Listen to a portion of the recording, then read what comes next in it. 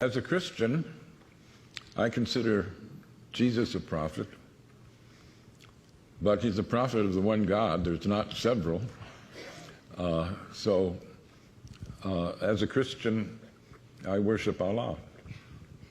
In the Quran, they ask Allah, through Muhammad, how they should pray.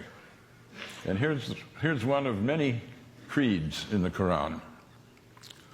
We believe in God and in what was sent down to us and what was sent down to Abraham, Ishmael, Isaac, Jacob, and the 12 tribes, and what was given to Moses, Jesus, and all the prophets by the Lord.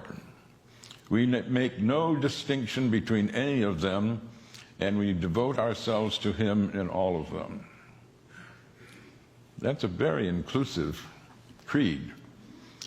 The narrow definers of Judaism sometimes say that the chosen people are the circumcised, and narrow believers in Christianity sometimes say that the chosen people are the baptized.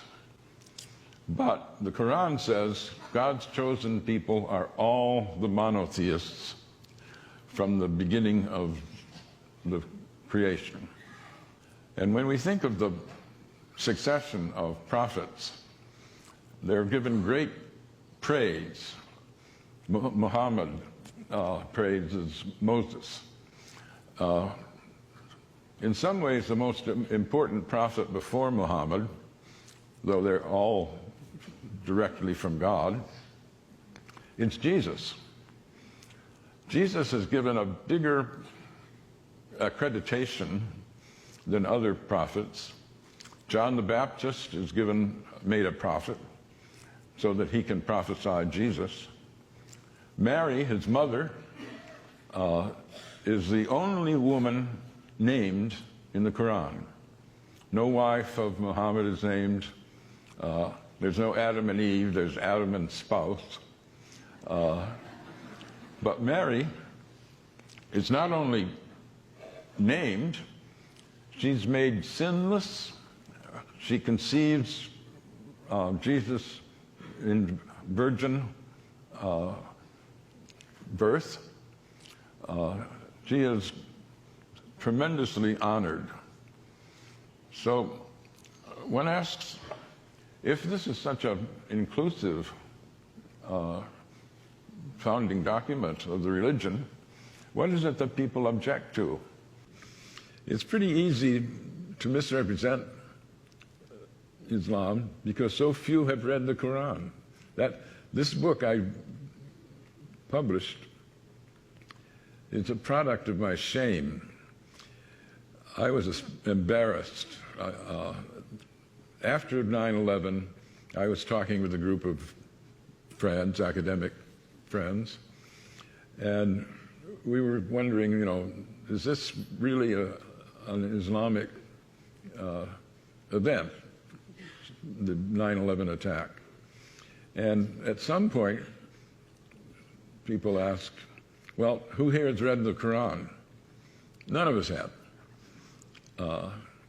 And a friend of mine said, not even you, Gary? I thought you were a student of religion. And I said, yeah, that's the problem. I'm totally ashamed.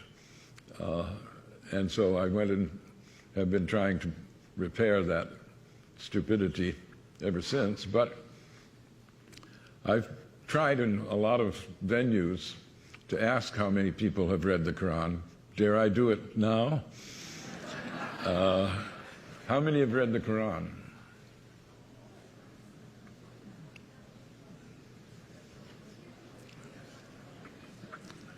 A minority, certainly. Well, I don't want to shame you, but I do. I think we should all be ashamed. We're throwing our weight around in a world where almost a quarter of the population are Muslims. And not to know, how can you say the Islamic State is a false construct if you don't know what true Islam is.